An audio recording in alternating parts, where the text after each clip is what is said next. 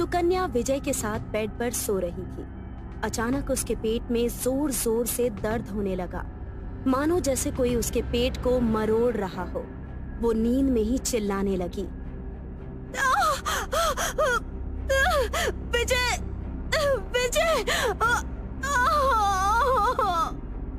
सुकन्या, क्या हुआ? उठो सुकन्या, क्या हुआ? सुकन्या नींद से उठी। विजय, मेरे पेट में कुछ था विजय, कुछ बहुत अजीब सा।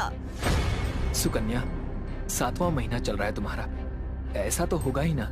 चलो अब ज्यादा सोचो मत, सो जाओ, तुम्हें आराम की जरूरत है। सुकन्या डरते डरते सो गई। अगले दिन विजय ऑफिस के लिए तैयार हो गया।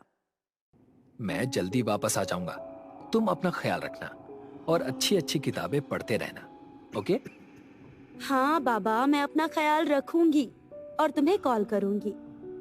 विजय घर से निकला। सुकन्या ने दरवाजा बंद किया। जैसे ही वो मुड़ी, दरवाजे की बेल जोर जोर से बजने लगी। सुकन्या ने दरवाजा खोला और देखा तो बाहर कोई भी नहीं था। कौन? कौन है? तभी सुकन्या की नजर नीचे पड़े एक किताब पर गई। सुकन्या ने किताब उठाई तो वो एक बच्चे की किताब थी, जिस पर लिखा था, मैं लौट कर आ गया हूँ माँ। उसके अगले ही पल मानो किताब के ऊपर की तस्वीर एक भयानक चेहरे के साथ जिंदा हो गई।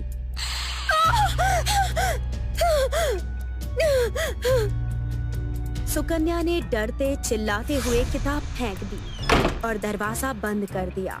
अगले ही पल दरवाजे की बेल फिर जोर जोर से बजने लगी। सुकन्या ने दरवाजा खोला कि कोई भी नहीं था और वो किताब भी वहीं पड़ी हुई थी। सुकन्या ने वो किताब उठाई और अंदर लेकर गई। सुकन्या ने जैसे ही किताब पढ़ना शुरू किया, मानो वो उस किताब में खो गई हो। उसे न खाने पीने का ख्याल था, ना ही खुद के बच्चे का। वो दिन भर सिर्फ किताब पढ़ती रही। शाम को विजय अपनी माँ के साथ घर के बाहर दरवाजे की डोरबेल बजाता रहा, लेकिन सुकन्या का उस पर कोई ध्यान नहीं था। विजय ने अपने बैग में से घर की डुप्लीकेट चाबी निकाली और दरवाजा खोला। वो अंदर गए तो देखा कि सुकन्या कमरे में बैठकर किताब पढ़ रही थी। सुकन्या, सुकन्या, क्या हुआ है तुम्हें? तुम किस बात को लेकर इतना खोई हुई हो? अरे विजय, माँ जी, आप कब आए? कैसी हैं आप? मैं तो ठीक हूँ बेटा, लेकिन तुम ये क्या पढ़ रही थी? ये कौन सी किताब है? देखो बेटा, प्रेगनेंसी में हमेशा अच्छी अच्छी और धार्मिक किताबें पढ़नी चाहिए। गर्भ में पल रहे बच्चे पर अच्छा असर होता है। मैं कल तुम्हें रामायण की किताब लाकर दूंगी, वही पढ़ना। ये ऐसी भूत पिशाच वाली किताब मत पढ़ना। जी मम्मी जी। सभी बाहर चले गए। सुकन्या ने किताब टेबल पर रख दी और बाहर जा ही रही थी कि किताब से मानो कोई बच्चा सुकन्या को आवाज देने लगा। माँ, माँ कहाँ जा रही हो माँ? मुझे छोड़कर मत जाओ माँ। सुकन्या ने वो किताब उठाई और उसे गले से लगा लिया। नहीं बेटा, मैं तुम्हें छोड़कर कहीं नहीं जाऊंगी। तुम हमेशा मेरे साथ ही रहोगे। अगली सुबह जब सुकन्या उठी और बाहर आई, तो विजय की माँ कुर्सी पर बैठकर चाय पी रही थी। क्या हुआ बेटा? कल देर रात तक वही किताब पढ़ रही थी ना? सुकन्या ने जैसे ही ये बात सुनी, वो कमरे में गई और किताब ढूंढने लगी, लेकिन उसे वो किताब नहीं मिली। वो गुस्से से लाल होकर बाहर आई। मेरी किताब कहाँ है? कहाँ है मेरी किताब? सुबह देखा तो बिस्तर पर तुम्हारे पास थी, इसीलिए मैंने उसे रद्दी वाले को बेच दिया। अब ना किताब होगी और ना ही तुम उसे पढ़ोगी। आपकी हिम्मत कैसे हुई मेरी किताब को हाथ लगाने की? मुझे मेरी किताब वापस चाहिए। सुकन्या, ये तुम क्या कर रही हो? माँ से ऐसे बात कर रही हो? सुकन्या गुस्से में अपने कमरे में चली गई और गुस्से से तिलमिलाती रही। रात को उसने खाना भी नहीं खाया। उसी रात वो किताब बार बार सुकन्या के सपने में आ रही थी और आधी रात को जब उसकी नींद खुली तो वो किताब उसके पास ही पड़ी हुई थी। मेरा बच्चा, मेरा बंटी। माँ, तुम कहाँ चली गई थी मुझे छोड़कर? देखो, मैं वापस आ गया तुम्हारे पास। नहीं बेटा, मैं तुम्हें छोड़कर कहीं नहीं जाऊंगी, कभी नहीं। हम हमेशा साथ रहेंगे। अगली सुबह विजय की माँ ने सुकन्या को आवाज लगाई। सुकन्या आकर उनके पास बैठ गई। विजय की माँ ने अपने बैग से एक ताबीज निकाला। देखो बेटा, मैं जानती हूँ तुम इन सब बातों पर विश्वास नहीं करती, लेकिन मैं चाहती हूँ कि तुम हर बुरी नजर से बची रहो। इसीलिए तुम्हारे लिए ये माता रानी का ताबीज लाई हूँ। इसे हमेशा अपने हाथ पर बांधे रखना। विजय की माँ सुकन्या को ताबीज पहनाने ही वाली थी कि सुकन्या ने सामने रखी गरम चाय उनके हाथ पर गिरा दी। माँ जी, ये क्या हो गया? आपका हाथ तो बहुत जल रहा होगा। रुकिए, मैं फ्रिज से ठंडा पानी लेकर आती हूँ। सुकन्या ने वो ताबीज बांधने ही नहीं दिया। रात को जब विजय की माँ को प्यास लगी, तब वो किचन में पानी लेने के लिए गई। उन्हें वहाँ किसी की आवाज सुनाई दी। उन्होंने पास जाकर देखा तो सुकन्या ने फ्रिज खोला था और किसी से बातें कर रही थी। विजय की माँ ये सब देखकर डर कर वहाँ से भाग गई। अगले दिन उन्होंने विजय को सब कुछ बताने की कोशिश की, लेकिन विजय ने उनकी बातों को अनसुना कर दिया।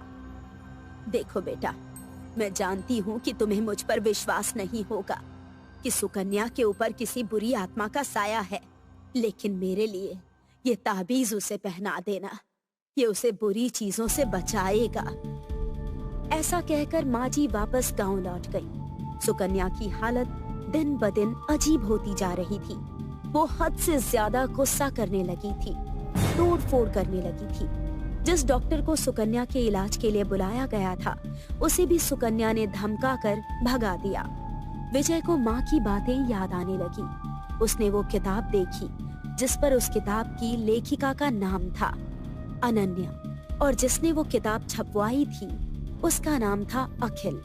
विजय ने बुक पर लिखे नंबर पर कांटेक्ट किया और अखिल से मिलने के लिए चला गया। अखिल जी, मैं विजय, मैंने ही आपको कॉल किया था। हाँ कहो बेटा, क्या काम है? अखिल जी, मैं इस किताब के बारे में जानना चाहता हूँ। ये किताब आपने ही प्रिंट की है ना? अखिल जी किताब देखकर डर गए। ये किताब तुम्हें कहाँ से मिली? विजय ने सारी बात अखिल जी को बताई। बेटा, ये सिर्फ एक किताब नहीं है, एक सच्ची कहानी है अनन्या की। अखिल जी ने बताया कि अनन्या और उसका 5 साल का बेटा बंटी दोनों एक ही घर में रहते थे। अनन्या के पति गुजर गए थे। वो दिन रात मेहनत करती, रोटी सब्जी बनाकर बेचती थी और अपना और अपने बेटे का ध्यान रखती थी। दोनों अपनी जिंदगी में खुश थे, लेकिन एक दिन उनके खुशी को किसी की नजर लग गई। स्कूल से घर आते वक्त एक एक्सीडेंट में बंटी की मौत हो गई। बंटी की मौत के बाद अनन्या सदमे में चली गई। वो अकेली अपनी ही दुनिया में रहने लगी, ना किसी से मिलती, ना किसी से बात करती। धीरे धीरे उसने अपनी ही जिंदगी की किताब लिखना शुरू किया। मरने से पहले उसकी एक इच्छा थी कि मैं उसकी कहानी को एक किताब में छपवा दूं। उसे पूरा यकीन था कि उसका बंटी किसी न किसी के कोख से फिर से जन्म लेगा, और ये किताब भी उसी घर में जाती है जहां कोई गर्भवती महिला हो। और उसने तुम्हारी बीवी को चुना है। तुम्हारी पत्नी अब श्रापित हो चुकी है और उसके गर्भ में पल रहा बच्चा भी श्रापित है। इसीलिए वो तुम्हारी पत्नी को अपने साथ ले जाएगी। बेटा, जाकर उसे बचा लो, जाओ। विजय दौड़ता हुआ घर गया। सुकन्या सो रही थी। विजय ने अपने पास रखा माँ की ताबीज को निकाला और सुकन्या के हाथ पर बांध दिया। जैसे ही विजय ने उस ताबीज को बांधा, सुकन्या के पेट में पल रहे बच्चे की आंखें खुल गई। उसकी आंखें लाल खून जैसी दिख रही। वो सुकन्या के पेट में जोर जोर से तिलमिलाने लगा, जिससे सुकन्या के पेट में जोर जोर से दर्द होने लगा। वो चीखने लगी। विजय उसे लेकर हॉस्पिटल गया। तुम्हें कुछ नहीं होगा सुकन्या, तुम घबराओ मत, मैं हूँ तुम्हारे साथ।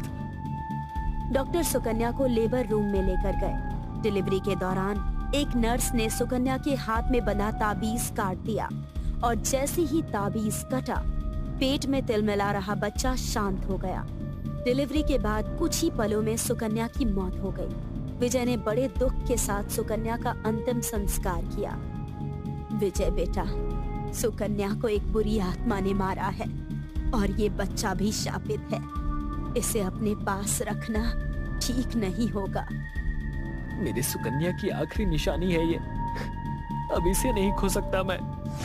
5 साल बाद रात के वक्त विजय की माँ और बंटी बिस्तर पर सो रहे थे।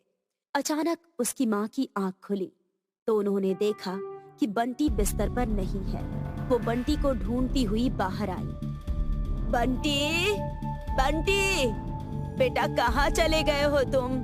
कुछ कहता भी नहीं है ये लड़का।